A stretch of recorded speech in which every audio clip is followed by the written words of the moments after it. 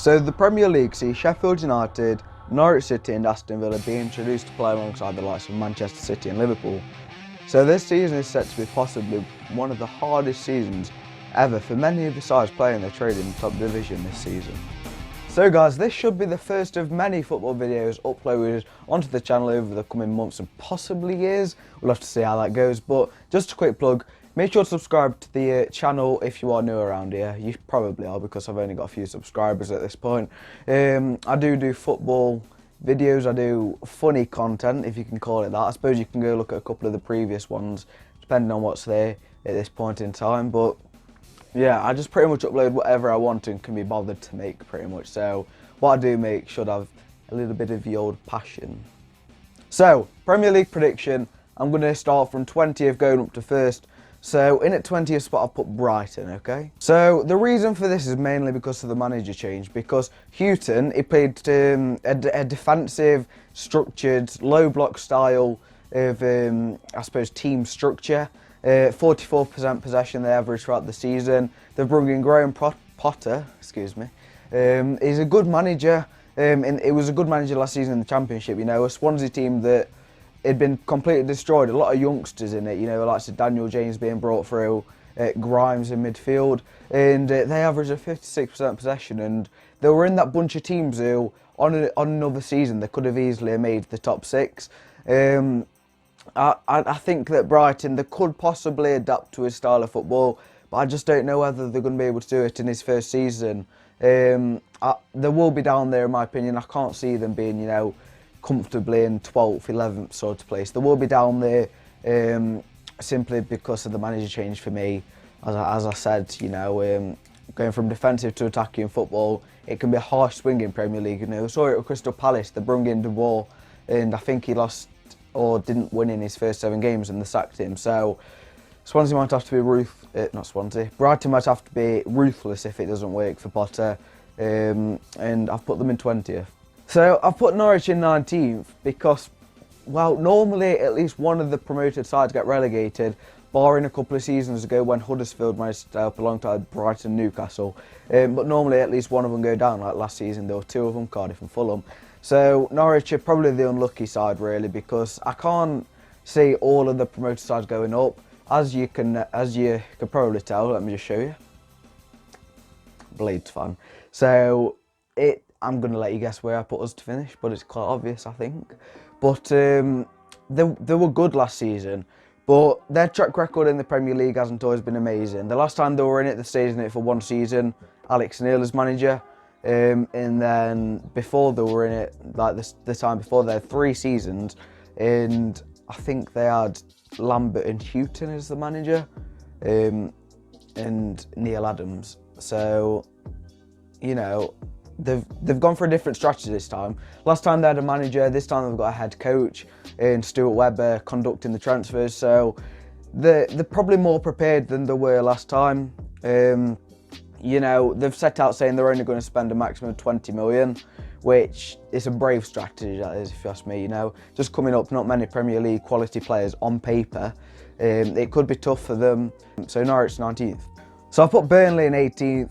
No specific reason really. Again, I've got to say this year is going to be very tough, and for whichever teams go down, they're you know, in a good position to possibly come back up the season after.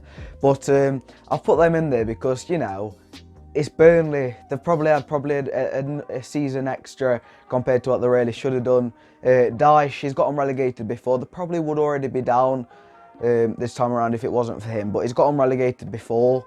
And what's the keeper's name? Heaton. He's come out and said that he's not signing another deal, so he's only got a year left. Possibly could distract him away. And we saw last season, for the first half, they were dreadful. It wasn't until they got Heaton back in net and they brought Dwight McNeil into the side that their fortunes really changed. There'll probably some other changes as well, maybe formation change, maybe other personnel change, injuries. But it shows that they have a thin squad, and all it takes is a couple of players to be out for them to play poor. So I put Burnley in 18th.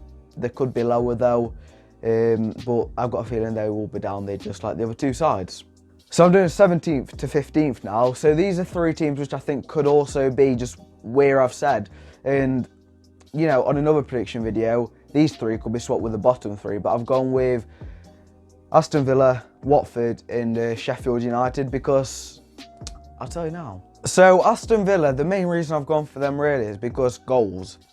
Okay, last season they managed to do it well. Second half of the season coming into a bit of form. So I suppose that form, if they can carry it on, that might see them stay up. But last season, Tammy Abraham, I think he got about 26 goals. And the second top scorer was Jonathan Codger on 9 goals. Now, if you're only getting one scorer, you're getting above 10 goals in the Championship. Coming up to the Premier League is going to be quite tough. They haven't even got Tammy Abraham, I don't think. I think instead of getting him back, they're letting Chelsea have him, and they've signed Wesley Moraes, it might be. Not 100% sure on the full name, but he's a Brazilian striker who they've signed from the Belgian league. I'm sure if you look at the Aston Villa channels, you can find out about him, but he's untried. They are hoping that it's going to be, the next Benteke coming from the same sort of league, but he's untried, as I said, so there's no guarantee that he's going to score goals. And yeah, after Albert started last season, I know that they didn't have Dean Smith, and Dean Smith took about 5 games to settle in, I think. But I'm just not sure that they're going to be any higher than relegation fight. So Watford, I've put them there because last season I thought that they overachieved. I think they got about 12th, and they also got to the FA Cup final. But I can't see them doing that again. I feel like the squad, it's just average. It's quite an average squad. It's a huge squad as well. I think if you look at it, they've got probably about 25 players. It's massive. 20 to 25 players anyway. A few of them were loans last season, the likes of Domingos Quina. But at the same time, they have good individuals that I think they own. Delafeu, Decore, Capoue, they have plenty of good players, but I'm just not sure that they're any better than what I've already said, sort of thing. They're probably better than the teams that are coming up, but at the same time, we haven't signed our players yet. So Watford 16th for me, Sheffield United in 15th. We've had 3 terrifically great seasons. I did that. We've had 3 terrifically great seasons under Chris Wilder, and I can't see it stopping. I really can't see us getting relegated. I feel like if we hit a brick wall, Wilder has the tactical nous to sort it out. But the momentum that we've got, we got promoted out to League One, finished 10th in the Championship, then got promoted in a second up to the Premier League, and he's a very good manager with his transfers. He will make 2 or 3 per season that don't quite pay off. Last season we signed Scott Hogan, season before that we signed quite a few, to be fair, Ryan Leonard, Ricky Holmes, but he's probably got given a good 20 to 30 million budget, and I'm expecting that to be okay. The only possible issue that we do have are the owners though. Turmoil, absolute turmoil. They've gone to court, everything's happening. Just hoping that gets sorted. Chris Wilder remains in the job, and the playing staff don't get too badly affected. But yep, that is 20th to 15th so far. So I'm aware at the moment that the video is probably closer to the 10-minute mark than it is to 1 minute. So I will hurry it up now. So I'll go from 14th to 7th, just saying, a quick 20 seconds about each team. So I'll put Palace in 14th because they have Roy Hodgson, who's a good manager. He's done well at them, to be fair. He's not really been amazing any time before, and I was quite shocked that he did as well as he did. But he's got a good group of players there, Zaha, Wan-Bissaka, who's probably going to leave, but Zaha, he's good.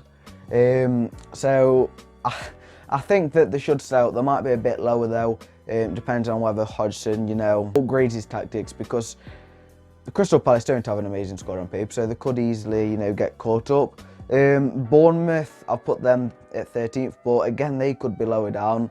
I'm starting to doubt myself, aren't I? But yeah, Bournemouth could be lower down because they're probably going to get rid of a couple of players. Nathan Ake, apparently, I think he will link with Napoli.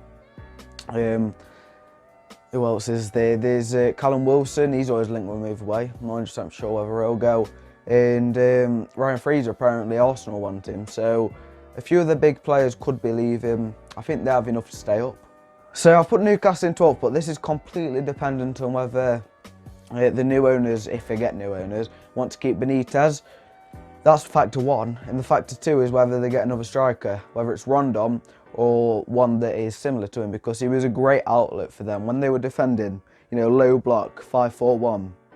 He was left up top basically on his own. He had to hold it up, wait for the likes of Ayoze Perez, Almiron, occasionally Matt Ritchie from left wing back, to help out. So if they can keep Benitez, keep a good solid striker, 20 to 30 million, they should be fine. Southampton, I've put them in 11th. They're probably a lot higher than other predictors have put them to be. And that reason is because of Hasenhüttl. I feel like he's a great manager. The squad that they have got is way better than, I think they got about 16th last season. They're far too low, to be honest. You look throughout the whole squad, they've got Angus Gunn in net. He's a great keeper. I remember him last season at Bramall Lane when they came away with Norwich, and he kept them in the game pretty much. Not kept them in the game, but the one was 1-0, 2017-18 season. They won 1-0, and he pretty much stopped them from drawing or possibly losing. Centre-backs, they play 3 of them, Bednarek, I'm not just so sure, to be honest, but they have some great individuals. Ward-Prowse and Redmond have really shined under Hasenhüttl, so I think that a couple of signings, a pre-season for him to work with the squad, and he should be fine to stay up.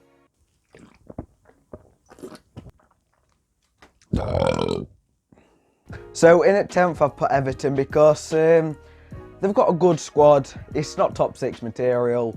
They're just middle of the park, Everton are, They're a boring team. They're all very boring. They've got Richarlison, they've got Michael Keane, they've got Pickford, Gay, Idrissa Gay. A great squad. A pretty decent manager as well. I can't remember for the life of me what his name is. He's Portuguese, isn't he? But they've got a good manager. They've got a good set of players. They won't be down there, I don't think. And yeah, I've put them mid-table, middle at park. No more to say. So in at 9th, I've put in West Ham. Rivalries aside, because I don't feel like they really care about us, but Sheffield United bloody despise them because they signed players illegally. I think it was Mascherano and Tevez. Maybe just Tevez, bad knowledge. But yeah, basically, Tevez kept them up the season that we went down 10 years ago, and it shafted us pretty much. But they have a great team. They have Pellegrini, who I rate as a manager, he won the title with City. And I can't really see them finishing any lower than that. They've just signed Fornals is a great player. I looked at some of his highlights. His stats, not last season, but season before, were great, so he's going to fit in well. I'm pretty sure he's worked with Pellegrini before as well, so they should finish no lower, as I said, 9th. So I've put Leicester in 8th, but they could easily, interchange with West Ham, Everton, all of these next couple of teams that I'm saying could easily interchange. But Leicester, I just like their squad a lot more, Vardy, title winner. They've got Maddison, probably one of the most creative players in the Premier League, to be honest.